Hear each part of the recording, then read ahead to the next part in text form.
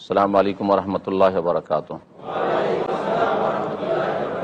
আলহামদুলিল্লাহি রাব্বিল আলামিন ওয়াসসালাতু ওয়াসসালামু আলা সাইয়্যিদিল মুরসালিন নবিয়িনা মুহাম্মদ ওয়া আলা আলিহি ওয়া সাহবিহি আজমাইন ওয়া মান তাবি'আহুম বিইহসানিন ইলা ইয়াউমিদ্দিন। আম্মা বা'দ, ফাউযু বিল্লাহি মিনাশ শাইতানির রাজীম। বিসমিল্লাহির রহমানির রহিম। আলাম নাশরাহ লাকা সাদরাক ওয়া ওয়াদা'না আনকা বিজরাক আল্লাযী আনকাযা যাহরাক ওয়া রাফা'না লাকা যিকরাক ফাইন্না মা'আল উসরি ইউসরা ইন্না মা'আল উসরি ইউসরা ফাইযা ফারাগতা ওয়া ইলা রাব্বিকা ফারগাব। আমরা তাফসীর করব সূরা আলাম নাশরাহ, বা এই সূরাকে বলা হয় সূরাতুশ শারহ, আর সূরা ইনশিরাহ বলা হয়। এই সূরায় ৮টি আয়াত রয়েছে, আর এই সূরা রাসূলুল্লাহ সাল্লাল্লাহু আলাইহি ওয়াসাল্লাম মাক্কী জীবন নাযিল হয়েছে। মহান আল্লাহ এই সূরাতেও নবী করিম সাল্লাল্লাহু আলাইহি ওয়াসাল্লামের উপর 3টি অনুগ্রহ তা এখানে উল্লেখ করেছে। আল্লাহ পাকের বহু অনুগ্রহ রয়েছে আর রাসূলের প্রতি, কিন্তু 3টি অনুগ্রহ বিশেষ করে এখানে আল্লাহ পাক উল্লেখ করেছেন। আল্লাহ পাক ইরশাদ করেছেন, বিসমিল্লাহির রহমানির রহিম, আলাম নাশরাহ লাকা সাদরাক, হে নবী মুহাম্মদ সাল্লাল্লাহু আলাইহি ওয়াসাল্লাম, আমি কি তোমার বক্ষকে প্রসারিত করে দিন, তোমার বক্ষকে, তোমার সিনাকে খুলে দিনই। সারাহা মানে খুলে দেওয়া। এই জন্য হাদিসের ভাষ্যকে সারহা বলা হয়। তো আল্লাহ পাক বলছেন যে তোমার সিনাকে আমি খুলে দিয়েছিলাম। খুলিনি কি মানে খুলেছিলাম, এই জিজ্ঞাসার ভঙ্গিমা মানে আমি খুলেছিলাম। তো আল্লাহ পাক তার অনুগ্রহ উল্লেখ করছেন যে নবী, তোমার বক্ষকে আমি প্রশস্ত করে দিয়েছিলাম। কি দিয়ে প্রশস্ত করেছিলেন? প্রথম যে বিষয়টি সেটা হচ্ছে ঈমান ইসলাম দিয়ে। আল্লাহ পাক সূরা আনামের একটি আয়াতে ইরশাদ করেছে, ফামান ইয়াহদিয়াহু ইয়াশরাহ সাদরাহু লিল ইসলাম। এই আয়াতের তাফসীর সেই আয়াতটি দিয়ে করতে পারেন আপনি। ফামান ইউরিদুল্লাহু আন ইয়াহদিয়াহু, আল্লাহ পাক যাকে সঠিক রাস্তা দেখাতে চান, ইয়াশরাহ সাদরাহ, তার সিনাকে আল্লাহ পাক খুলে দেন, তার বক্ষকে আল্লাহ পাক প্রশস্ত করে দেন, লিল ইসলাম, ইসলামের জন্য, আত্মসমর্পণের জন্য, ঈমান ইসলাম গ্রহণের জন্য, আল্লাহর দিনকে মেনে নেওয়ার জন্য। ওমান ইউরিদ আন ইউদিল্লাহ, আর আল্লাহ পাক যাকে পথভ্রষ্ট করতে চান, আর আল্লাহ অন্তর্জামী যে তার অন্তর অবস্থা কি রয়েছে, ইয়াজআল সাদরাহু দাইয়্যিকান হারাজা, তখন আল্লাহ পাক তার হৃদয়কে, তার সিনাকে অত্যন্ত সংকীর্ণ করে দেন। কান্নাম ইয়াসআদু ফিস সামা, যেমন মনে হয় যে সে আকাশ পথে উঠছে। উপর দিকে উঠলে শ্বাসকষ্ট শুরু হয়, সিঁড়িতে উঠা শুরু করেন, তাহলে বুঝতে পারবেন। আল্লাহ পাক রব্বুল আলামিন ওই লোকের সাথে তুলনা করেছেন এই কাফের অন্তরকে, পাপিষ্টের অন্তরকে, যার অন্তরে ঈমান ইসলাম ঢোকে না, হেদায়েত ঢোকে না, ওপর আকাশের দিকে যাওয়া ব্যক্তি যেমন। তো ঈমান ইসলাম দিয়ে আল্লাহ পাক নবী সাল্লাল্লাহু আলাইহি ওয়াসাল্লাম অন্তরকে প্রশস্ত করে দিয়েছিলেন, নবুয়ত দিয়ে প্রশস্ত করেছেন, সম্মানিত করেছেন আল্লাহ পাক রব্বুল আলামিন।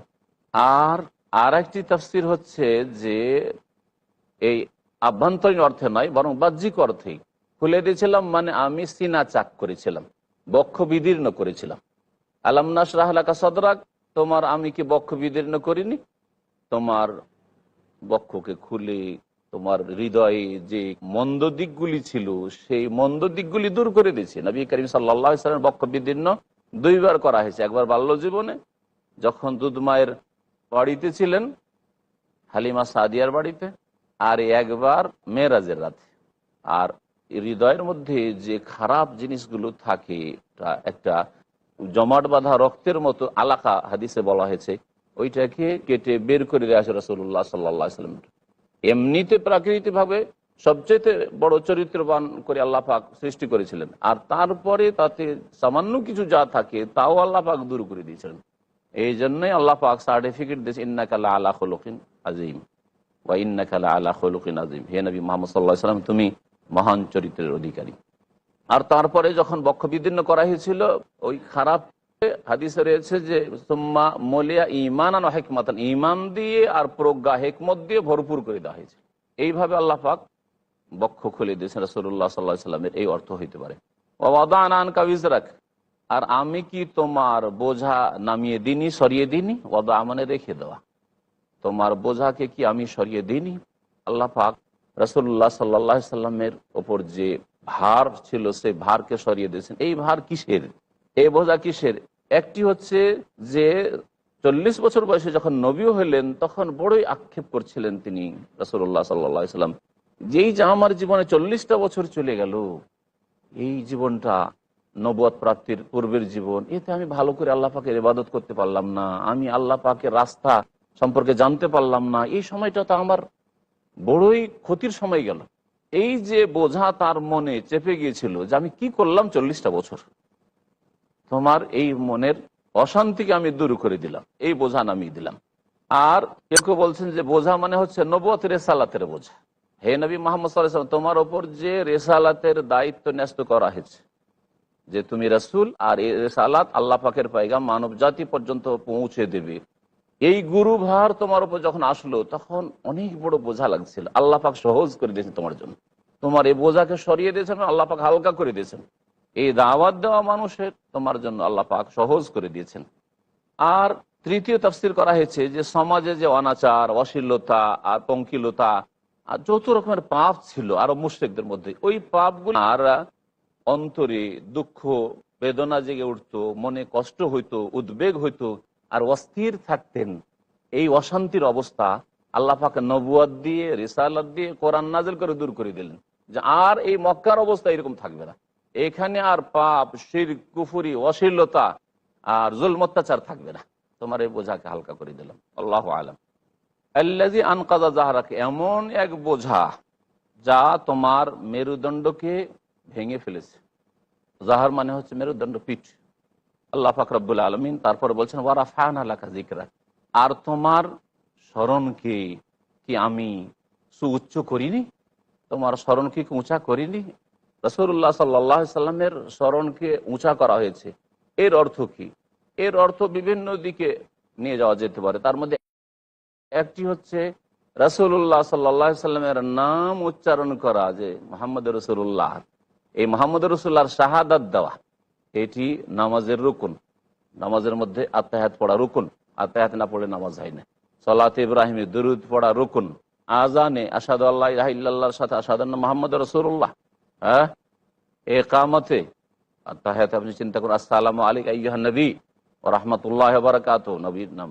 আল্লাহুম্মা সাল্লি আলা মুহাম্মদ, আল্লাহুম্মা বারিক আলা মুহাম্মদ। আল্লাহ পাক এইভাবে সারা পৃথিবীতে কত মানুষ আর কতবার কত নামাজ পড়ছে, ফরজ, সুন্নাত, মুস্তাহাব, নফল, তাহাজ্জুদ, আর সব সময় ইবাদত বন্দেগী চলতে আছে। তাহলে প্রতিটি মুহূর্তে কোটি কোটি মানুষ রাসূলুল্লাহ সাল্লাল্লাহু আলাইহি সাল্লাম নাম উচ্চারণ করছে। ওয়া রাফা'না লাকা যিকরাক, তোমার নামকে উপরে উঠিয়ে দিচ্ছে, তোমার খ্যাতিকে উপরে উঠাই দিচ্ছে। এইরকম উজুতে, উজুর শেষে আশহাদু আল্লা ইলাহা ইল্লাল্লাহ ওয়া আশহাদু আন্না মুহাম্মাদান আবদুহু ওয়া রাসূলুহু আতি মুহাম্মাদানিল ওয়াসিলাতা ওয়াল ফাযিলা,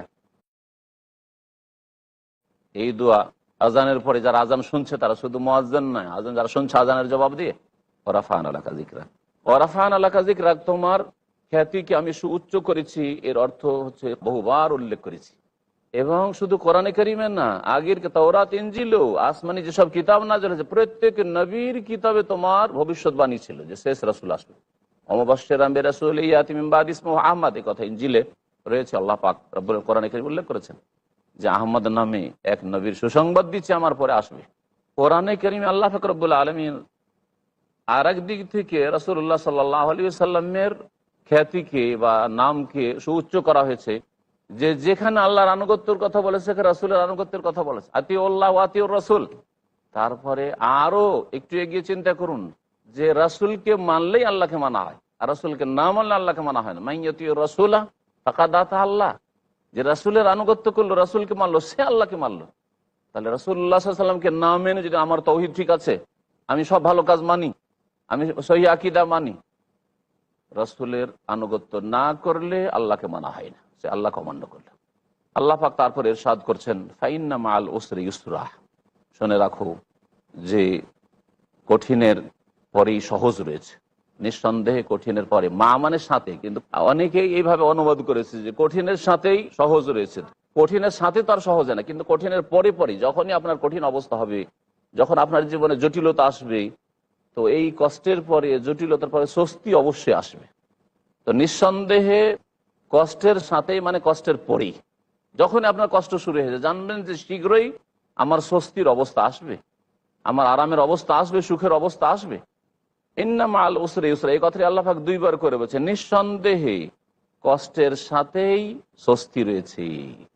যেখানে কষ্ট, যেখানে মুশকিল, সেখানে আসান রয়েছে। আল্লাহ পাক সম্পর্কে উত্তম ধারণা রাখতে হবে। আল্লাহ পাক রব্বুল আলামিন হাদিসে কুদসিতে বলেছেন, নবী সাল্লাল্লাহু আলাইহি ওয়াসাল্লাম বলছেন যে আল্লাহ বলছেন আনা ইনদা জন্নে আবদিবি, আমার বান্দা আমার সম্পর্কে যেমন ধারণা রাখে তেমন আমি করি। আপনি যদি সুধারণা রাখেন যে আল্লাহ আমাকে অসহায় ছেড়ে দেবেন না, আল্লাহ আমার এই এখন একটু অসুবিধা দিলেও বা এই অসুবিধা আমি পড়লেও, আমি একটু কষ্টে পড়লেও আল্লাহ সবসময় এরকম রাখবেন না। একটু অভাব আসলেও, একটু ঋণী হয়ে গেলেও, একটু অসুস্থ হয়ে গেলেও সবসময় আপনি ভালো দিক সম্পর্কে চিন্তা করছেন। আল্লাহ আমাকে এরকম রাখবেন না, ভালো করবেন। যেমন ধারণা বান্দা করে তেমন আমি করি। সুতরাং যদি বান্দা আমার কাছে ভালো ধারণা নিয়ে চাই তো আমি দিই তাকে। ফায়েজা ফারাগতা ফানসাব, সুতরাং হে নবী যখন তুমি অবসর পেয়ে যাবে, অবসর হয়ে যাবে দুনিয়ার কাজ থেকে, ফানসাব তখন কঠোর পরিশ্রম করো দিনের কাজে। আর এর বিপরীত, ফায়েজা ফারাগতা যখন তুমি দিনের কাজ থেকে, আখেরাতের কাজ থেকে, ইবাদত বন্দেগী থেকে অবসর হয়ে যাবে, যে ফরজ ইবাদত বন্দেগী নামাজ শেষ হয়ে গেছে, জুমা শেষ হয়ে গেছে, ফানসাব তখন কঠোর পরিশ্রম করো। একটা তাফসীর। আর একটা তাফসীর হচ্ছে যে যখন এক ইবাদত শেষ হবে, এক ইবাদত থেকে অবসর হবে, আর এক ইবাদত শুরু করো। রমজানের রোজা শেষ হলো মানে আমল শেষ হলো নয়, রমজান শেষ নামাজ শেষ, যেমন আজকালকার অধিকাংশ মুসলিম না। ফানসাব কঠোর পরিশ্রম করো, এবং 6 শাওয়ালের রোজা রাখো, সামনে হজ আসছে প্রস্তুতি নাও, জিলহজ মাসের 10 তারিখ 10টি দিন বড় ফজিলতের ইবাদতবন্দি করো, ইত্যাদি ইত্যাদি। মুহররমের রোজা প্রস্তুতি নাও, ফানসাব কঠোর পরিশ্রম করো, এক ইবাদত থেকে আরেক ইবাদতে যাও। ওয়াইলা রব্বিকা ফারগাব, এবং তোমার রবের প্রতি মনোযোগী। এখানে আমাদের সূরা শারহার তাফসীর শেষ হলো। অল্প সময়ের বিরতি দিয়ে আমরা আবার আমাদের তাফসীরের দিকে ফিরে আসবো। আলোচনার দিকে আল্লাহ পাক রব্বুল আলামিন সূরা ৩ এর ইরশাদ করেছেন, বিসমিল্লাহির রহমানির রহিম, ওয়াত-তিন ওয়াজ-যাইতুন ওয়া তুরি সিনিন ওয়া হাযাল বালাদিল আমিন লাকাদ খালাকনাল ইনসানা ফি আহসানি তাকওয়িম সুম্মা রাদাদনাহু আসফালা সাফিলিন ইল্লাল্লাযীনা আমানু ওয়া আমিলুস সালিহাতি ফালাহুম আজরুন গায়রু মামনুন ফামা ইউকাযযিবুকা বা'দু বিদ্দীন আলাইসাল্লাহু বিআহকামিল হাকিমিন। সূরাতুত তিন মক্কি জীবনে নাযিল হয়েছে রাসূলুল্লাহ সাল্লাল্লাহু আলাইহি ওয়াসাল্লামের। এতে 8টি আয়াত রয়েছে। আর এর নাম 3 এই জন্য যে এই সূরার প্রথম শব্দ হচ্ছে তিন। 3 মানে হচ্ছে ডুমুর। আল্লাহ পাক রব্বুল আলামিন এখানে কয়েকটি বস্তুর শপথ করেছেন। 3-এর শপথ করেছেন, জৈতুনের শপথ করেছেন, আর তুর পর্বতের শপথ করেছেন, আর নিরাপদ শহর কাতুল মুকাররমার শপথ করেছেন। তারপরে যে বিষয়টি অকাট্য করে ঘোষণা করা হচ্ছে লাকাদ খালাকনাল ইনসানা ফি আহসানি তাকওয়িম, এটা হচ্ছে জবাবে কসম, মানে যে উদ্দেশ্যে কসম করা হয়েছে। তাফসীর আমরা শুরু করি। আল্লাহ পাক বলছেন ওয়াত-তিন, আমি তিনের অর্থাৎ ডুমুরের কসম করি, ওয়াজ-যাইতুন আর যাইতুনের কসম করি। এই 3 আর যাইতুন এই দুইটি ফল বিশেষভাবে প্যালেস্টাইনে খুব বেশি উৎপাদন হয়ে থাকে। আর ফিলিস্তিন হচ্ছে ঈসা আলাইহিস সালামের জন্মস্থান। এই জন্য আল্লাহ পাক 3 আর জৈতুনের বিশেষভাবে শপথ করেছেন। তাছাড়া এই ফলগুলি হচ্ছে অত্যন্ত বরকতপূর্ণ। শাজারাতুম মুবারাক, আল্লাহ সূরা নূরে বলেছেন জৈতুনের গাছকে। আর জৈতুন তেলে অথবা জৈতুনের দানাতে বড় বরকত রয়েছে। এইরকমই 3। আর তারপরে আল্লাহ পাক বলছেন ওয়াতুরে সিনিন, আর আমি শপথ করি তুরে সাইনার বা তুরে সিনিনের। এর দুটোই নাম রয়েছে। অন্য সূরায় রয়েছে ওয়াশাজারাতান তাখরুজু মিন তুরে সাইনা, সেনা এলাকার তুর পর্বত, আর সেই জায়গাকে সেনিনও বলা হয়েছে। এখানে সেনিন বলা হয়েছে। এক জায়গার একাধিক নাম বা বিকৃত নাম থাকতে পারে, যেমন আমরা থাকি কলকাতা, কলিকাতা, ক্যালকাটা, একটাই শহর, তাই না? তো ঠিক ওই রকমই আল্লাহ পাক এই তুরে সাইনার কেন কসম করলেন? এই জন্য যে এই পাহাড়ের সাথে সম্পর্ক হচ্ছে মূসা আলাইহিস সালামের। মূসা আলাইহিস সালাম আল্লাহ পাকের একজন বড় রাসূল। আল্লাহ পাক তার সাথে হচ্ছেন এই তুর পর্বতের কাছে বা তুর পর্বতে। আল্লাহ পাক ডাক দিলেন যে মূসা, আমি ইন্নী আনাল্লাহ, আমি আল্লাহ। আল্লাহ পাক কথা বলেছেন ওখানে। তার মূসা আলাইহিস সালামের সাথে এই সম্পর্কিত এই পাহাড়, সেই জন্য আল্লাহ পাক শপথ করেছেন তুর পাহাড়ের বা তুরে সাইনার। ওয়াহাদাল বালাদিল আমিন, আর এই নিরাপদ শহরের আমি শপথ করি। এই নিরাপদ শহর মক্কাতুল মুকাররমা, যেখানে আল্লাহর ঘর কাবা রয়েছে, সবচেয়ে শ্রেষ্ঠ স্থান এবং শ্রেষ্ঠ উত্তম ঘর বাইতুল্লাহ, আল্লাহ পাকের ঘর বলা হয়েছে। এই জায়গার সাথে সম্পর্ক হচ্ছে মুহাম্মদ রাসূলুল্লাহ সাল্লাল্লাহু আলাইহি ওয়াসাল্লাম সাইয়্যিদুল আউয়ালিন ওয়াল আখিরিন খাতামুন নবিয়্যিন, শেষ নবী মুহাম্মদ সাল্লাল্লাহু আলাইহি ওয়াসাল্লামের। এই জন্য আল্লাহ পাক বালাদুল আমিন নিরাপদ শহরের শপথ করেছেন। তাহলে 3 জন বড় বড় নবী, আর তাদেরই উম্মত পৃথিবীতে সবচেয়ে সংখ্যাগরিষ্ঠ। আর তারপরে মুসা ঈসা আলাইহিস সালাম তার আল্লাহ পাকেরই দিন নিয়ে এসেছিলেন, কিন্তু তাদের অনুসারীরা পরবর্তীতে সেই দিনগুলিকে, সেই দিনের কিতাবগুলিকে বিকৃত করে ফেলেছে, যার ফলে আসল রূপে সেই কিতাব না থাকায়, আসল রূপে সেই দিন না থাকায় আল্লাহ পাক সেই দিনগুলিকে রহিত করে দিয়েছেন। আর আল্লাহ পাকের ফয়সালাতে ছিল যে একটাই দিন হবে, সর্বশেষ দিন কিয়ামত পর্যন্ত, যেটা মুহাম্মদ রাসূলুল্লাহ সাল্লাল্লাহু আলাইহি সাল্লামের মাধ্যমে মানব জাতির কাছে পৌঁছাবো। আর সমস্ত মানুষের জন্য সেই দিন মোতাবেক জীবনযাপন করা, তার বাস্তবায়ন করা আবশ্যক হবে। সুতরাং প্রত্যেকের জন্য দাওয়াত বিশ্বের, যে যাতে করে আল্লাহ পাকের দিন, যে মনোনীত দিন ইসলাম, আর সেই ইসলামকে আল্লাহ সম্পূর্ণ করেছে রাসূলুল্লাহ সাল্লাল্লাহু আলাইহি সাল্লামকে দিয়ে, আল কোরআন নাজিল করে। সুতরাং সেই দিনের দিকে আহ্বান জানাচ্ছি, সেই দিনের কিতাব আল কোরআনের দিকে আহ্বান জানাচ্ছি। আল্লাহ পাক সকলের অন্তরকে যেন খুলে দেন। আল্লাহ পাক ইরশাদ করেছেন, লাকাদ খালাকনাল ইনসানা ফি আহসানি তাকওয়িম, নিঃসন্দেহে আমি মানুষকে সৃষ্টি করেছি অতি উত্তম গঠনে। ফি আহসানি তাকওয়িম, সবচাইতে সুন্দর অবয়বে, আকার আকৃতিতে আল্লাহ পাক সৃষ্টি করেছেন। তাকওয়িম, এত সুন্দর গঠন আল্লাহ পাক মানুষকে দিয়েছেন যে এর ব্যতিক্রম যদি করা হয় তাহলে মোটেই ভালো লাগবে না। সব দিক থেকে আল্লাহ পাক রব্বুল আলামিন সুন্দর করেছেন। এই মানুষ, প্রথম মানুষ আল্লাহ পাক রব্বুল আদম আলাইহিস সালামকে যেমন করেছেন তেমন প্রত্যেক মানুষকে। সুম্মা রাদাদনাহু আসফালা সাফিলিন, অতঃপর আমি এই মানুষকে নিম্ন থেকে অধিক নিম্ন স্তরে ফিরিয়ে দেব বা ফিরিয়ে দিই। তো আল্লাহ পাক নিম্ন থেকে নিম্ন স্তরে ফিরিয়ে দেন মানুষকে। এরপরে অর্থাৎ উত্তম করে সৃষ্টি করার পরে, উত্তম আকৃতিতে সৃষ্টি করার পরে নিচু থেকে নিচু স্তরে আল্লাহ পাক রব্বুল আলামিন পৌঁছে দেন। এর অর্থই বাকি, এর একটি অর্থ হচ্ছে যে আল্লাহ পাক কত সুন্দর করে মানুষকে পয়দা করলেন, তারপরে সে দুর্বল ছিল, ধীরে ধীরে সবল হইল, শক্তিশালী হইল, জ্ঞান বুদ্ধি হইল, শিক্ষা দীক্ষা হইল, আর তারপরে বার্ধক্য যখন চলে আসা, এটাকে বোঝানো হয়েছে। আসফালা সাফিলিন মানে আবার বার্ধক্যে পৌঁছে যায়, আর এমন হয়ে যায় যে একটা যে ছোট ছেলে ছিল বা সেই যে বাল্য জীবনে ছিল তার চাইতে নিচে নেমে যায়, জ্ঞান বুদ্ধির দিক থেকে, কথার দিক থেকে, চলাফেরার দিক থেকে তার চাইতে বেশি অসহায় হয়ে যায়।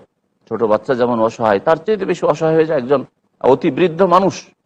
এই অবস্থাকে বোঝানো হয়েছে। আর কেউ কেউ বলেছেন না, এতে বোঝানো হয়েছে সুম্মা রাদাদনাহু আসফালা সাফিলিন, অর্থাৎ আল্লাহ পাকের দিন যদি এই উত্তম সৃষ্টি আর উত্তম গঠনে যে সৃষ্টি করলাম এই মানুষকে, এই মানুষ যদি আল্লাহর দিন পালন না করে, আল্লাহ পরকালে বিশ্বাসী না হয়, সৎকর্মশীল না হয়, তাহলে নিম্ন থেকে নিম্ন অর্থাৎ জাহান্নামে নামিয়ে দেব। ইল্লাল্লাযীনা আমানু, আল্লাহ পাক রব্বুল বলছেন যে তবে ওই সব লোকদের নয় যারা ঈমান নিয়ে এসেছে, বিশ্বাস স্থাপন করেছে। আমানু মানে কি? বিশ্বাস স্থাপন করা। কি বিশ্বাস করতে হবে? আল্লাহ পাক যা বিশ্বাস করতে বলেছেন। এর মৌলিক বিষয় হচ্ছে আরকানুল ঈমান, ঈমানের স্তম্ভগুলি। ঈমানের স্তম্ভ হচ্ছে ঈমান বিল্লাহ, মানে শুধু আল্লাহর অস্তিত্ব নয়, যে আল্লাহ বলছেন যে হ্যাঁ আছে, এতটা যথেষ্ট নয় আল্লাহর প্রতি ঈমানের জন্য। ঈমান বিল্লাহ মানে 4টি বিষয়ের সমষ্টি। আল্লাহর প্রতি ঈমান মানে আল্লাহর অস্তিত্বকে মানবেন, ঈমান বিউজুদিল্লাহ। আল্লাহ রুবুবিয়ত, প্রভুত্বকে মানবে। আল্লাহর কাজে আল্লাহ একক, তৌহিদে রুবুবিয়তকে মানবে।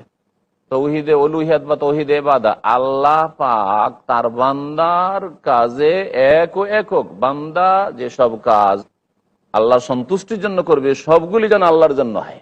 আবার বাবার জন্য না হয়, দেবদেবীর জন্য না হয়, প্রতিমা পুতুলের জন্য না হয়, হ্যাঁ, লোক দেখানো না হয়, দুনিয়ার গরজে না হয়, কারো চাপে না হয়, ভয়ে না হয়, কাউকে খুশি করার জন্য না হয়। ইবাদত বন্দেগীতে বান্দার কাজে আল্লাহর তৌহিদ প্রতিষ্ঠা করা, তৌহিদে উলুহিয়ত 3 নম্বর। আর 4 নম্বর হচ্ছে তৌহিদুল আসমা ওয়াস সিফাত, আল্লাহ পাকের নাম সমূহ এবং গুণাবলী যা কোরআনে কারীমে রয়েছে, যা রাসূলুল্লাহ সাল্লাল্লাহু আলাইহি হাদিসে রয়েছে, সবগুলিকে বিনা বিকৃতিতে, বিনা অস্বীকৃতিতে মেনে নেওয়া। যেভাবে আল্লাহ পাক বলেছেন, তার রাসূল সাল্লাল্লাহু আলাইহি ওয়াসাল্লাম বলেছেন, মেনে নেওয়া। কোনো বিকৃতি ঘটাবেন না, অর্থের তাউইল করবেন না, আর অস্বীকারও করবেন না। আর তার ধরনও আপনি জিজ্ঞাসা করবেন যে কেমন, তাহলে আল্লাহ বেদুনে তাকইফিন, আপনি তার ধরন আপনি খোঁজ খবর করবেন না, কারণ ধরন আল্লাহ পাক বলেন। আল্লাহ বলেছেন হাত আছে, হাত আছে। আল্লাহ বলছেন তিনি আরশে আছেন, আরশে আছেন, আরশে সমুন্নত। কেমন করে আছেন? না কোনো তুলনা, লাইসা কামিসলিহি শাই মানে তুলনা নাই, তুলনা নাই। লাইসা কামিসলিহি শাই মানে এই নয় যে আল্লাহর কিছু নেই, বিদআতপন্থীরা এই আয়াতের অপব্যাখ্যা করে আর ভুল বুঝিয়ে থাকে। সাধারণ মানুষ আরবি বুঝে না। লাইসা কামিসলিহি শাইউন, মানে তার কিছু নাই তো না, তার মতো কোনো কিছু নেই, মানে তাকে কারোর সাথে তুলনা করবেন না, তার গুণগুলিকে কারো গুণের সাথে তুলনা করবেন না। যারা ঈমানদার হবে, আল্লাহর প্রতি ঈমান, মালায়েকার প্রতি ঈমান, সেই সম্পর্কে আপনার একটু বিস্তারিত জানতে হবে। যে যেসব নাম আল্লাহ বলেছেন নাম ধরে বিশ্বাস করব, আর অসংখ্য মালায়েকার হচ্ছে নাম যা জানা না বিশ্বাস করব। মালায়েকার অস্তিত্ব মানবো, আর তাদের কাজকর্মগুলো যেগুলো কোরআন হাদিসে বর্ণিত সেগুলিও বিশ্বাস করব।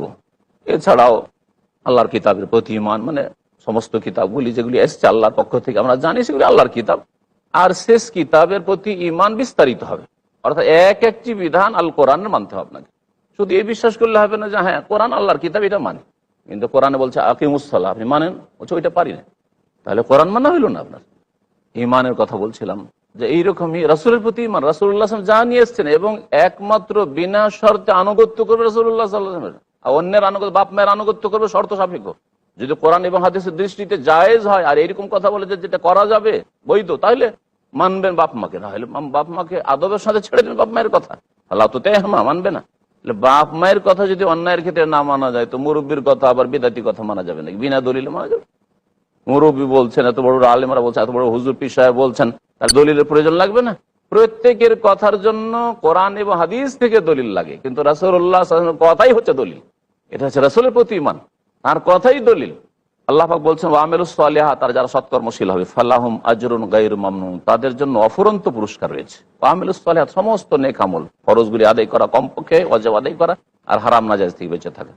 ফামা ইউকাযযিবুকা বা'দু বিদ্দিন, হে নবী মুহাম্মদ সাল্লাল্লাহু আলাইহি সাল্লাম, এরপরে কোন জিনিস, আল্লাহ পাক বলছেন ফামা ইউকাযযিবু, এ মা হচ্ছে জিজ্ঞাসামূলক ইস্তিফহামিয়া, ফামা ইউকাযযিবুকা বা'দু বিদ্দিন, দিন মানে হচ্ছে জাযা, প্রতিদান।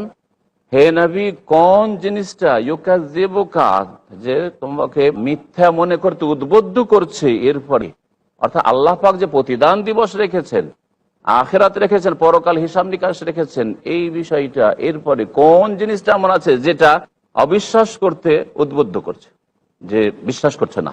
রাসূলুল্লাহ সাল্লাল্লাহু আলাইহি ওয়াসাল্লামকে সম্বোধন করে মানব জাতিকে বলা হয়েছে যে মানুষ অস্বীকার কি করে। আলাইসাল্লাহু বিআহকামিল হাকিমিন, আল্লাহ পাক কি শ্রেষ্ঠতম বিচারক নন? বিচারকদের সবচেয়ে শ্রেষ্ঠ বিচারক নন? আল্লাহ পাক রব্বুল আলামিন জিজ্ঞাসা করছেন। এখানে একটি হাদিস রয়েছে তিরমিজির, যাতে রয়েছে যে সূরা ৩-এর পরে রাসূলুল্লাহ সাল্লাল্লাহু আলাইহি ওয়াসাল্লাম বলেছেন বালা ওয়া আনা আলা যালিকা মিনাশ শাহিদিন, কিন্তু হাদিসটি যায়ীফ, হাদিসটি হচ্ছে দুর্বল। এখানেই আমাদের সময় শেষ হয়েছে। আল্লাহ পাক রব্বুল আলামিন যেন আমাদেরকে কোরআন কারীম বুঝার তৌফিক দান করেন এবং সেই অনুযায়ী চলার তৌফিক দান করেন। ওয়া সাল্লাল্লাহু আলা নবিয়িনা মুহাম্মদ ওয়া আলা আলিহি ওয়া সাহবিহি আজমাইন।